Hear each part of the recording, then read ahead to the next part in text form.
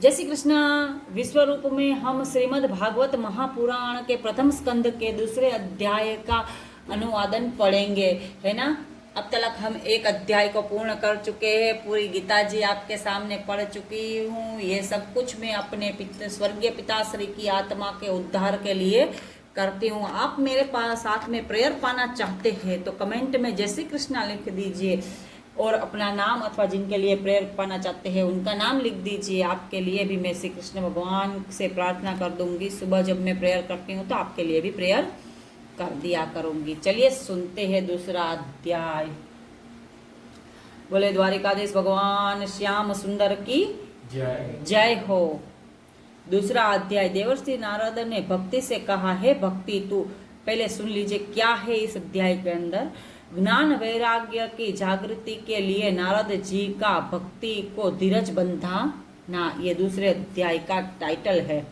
आप सुनते हैं। देवर्षि नारद ने भक्ति से कहा, हे भक्ति तू अपनी सब चिंताओं को त्याग कर भगवान श्री कृष्णचंद्र के चरणों का स्मरण कर। मेरे श्याम सुंदर के चरणों का स्मरण करने वाले का वैसे ही उद्धार हो जाता है। उनकी कृपा से तेरा सब का संकट दूर हो जाएगा। हे भक्ति तू भगवान को प्राणों से भी अधिक प्रिय है। भगवान को क्या सबसे प्राणों से अधिक प्रिय है? भक्ति। जो भी भक्ति करते हैं वो मेरे ठाकुर को प्राणों से भी ज्यादा प्रिय होते हैं। ऐसा श्रीमद् भागवत महापुराण के अंदर कहा गया है।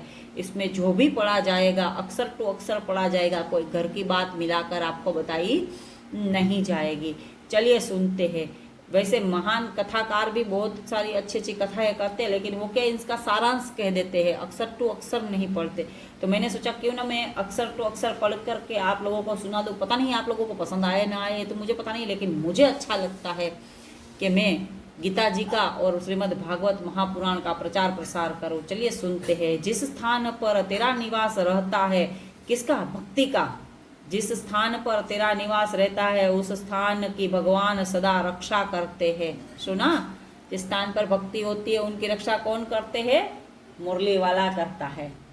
सतयुग, त्रेता तथा द्वापर में लोग बहुत जप तप यज्ञ दान तथा धर्म करने से मुक्ति प्राप्त करते थे, परंतु कलयुग में तेरी कृपा से ही सब प्राणियों का उद्धार हो जाता है। यही कारण है जो ज्ञान वैराग्य को कोई नहीं पूछता है।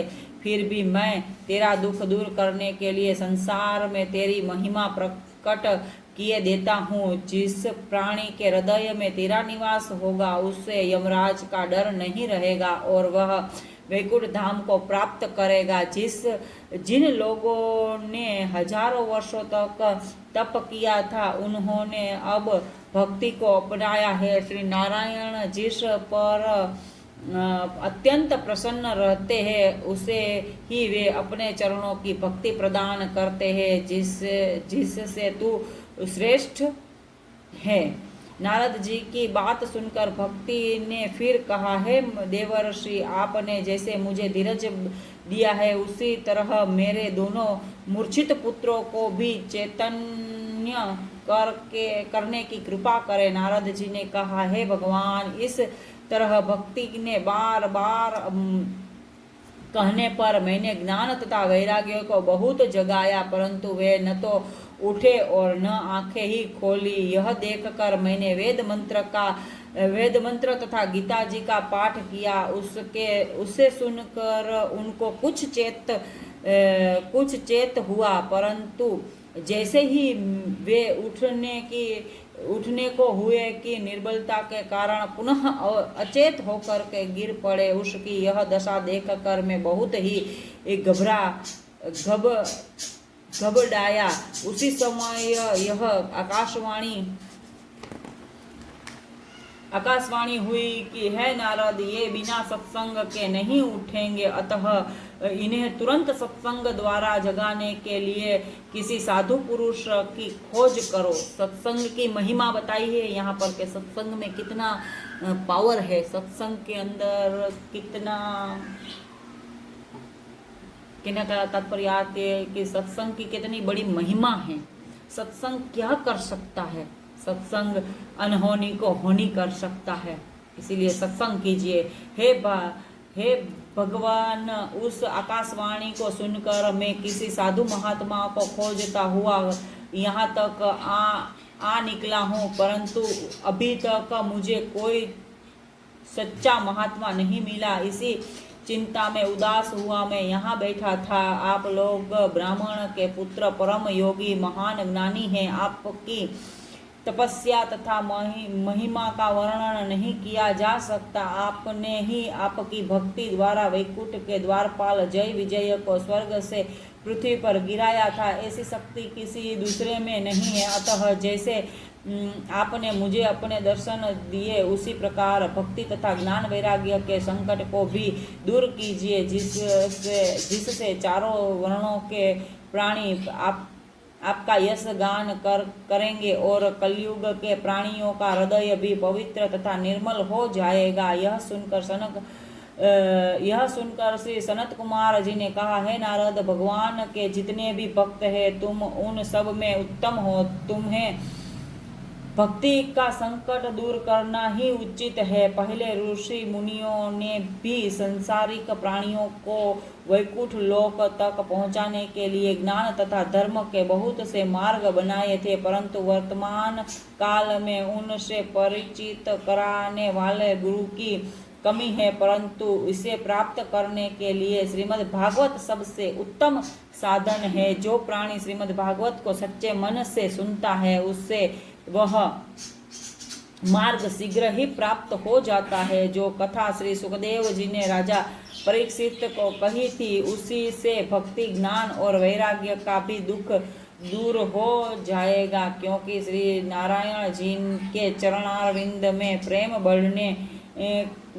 बढ़ने के लिए इससे अच्छा कोई साधन नहीं है। श्री सनत कुमार जी की बात सुनकर नारद जी बोले, हे भगवान, अब वेदों और गीता के पाठ से भी ज्ञान तथा वैराग्य की मूर्छा नहीं जगी, तब वे श्रीमद् भागवत की कथा सुनकर कैसे चेतना प्राप्त कर लेंगे। सनत कुमार जी ने कहा, हे नारद जी, श्रीमद् भागवत को समस्त वेदों का सार जानो। उसके एक एक श्लोक में वेदों का सार भरा हुआ है। नारद देव वेद व्यास जी ने सब वेद पुराणों के अर्थ को मथ कर